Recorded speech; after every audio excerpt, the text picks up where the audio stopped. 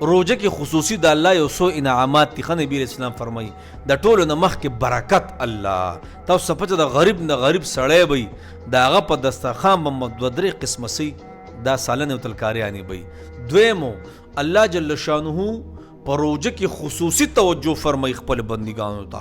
هر ټیم دا بنده د الله په توجه کی ګناه مکوا ګور الله د تګوري. دریمو د الله د سیړه یو رحمت خاصه رحمت د الله جل شانه د سیړه یو خاص رحمتي چې دا صرف په روجه کې په خپل بندګانو باندې کیږي. بل تاسو ته پته ده الله جل شانه سکي خطاګانې معاف کوي الله او بل دعاګانې به کې الله جل شانه قبلي.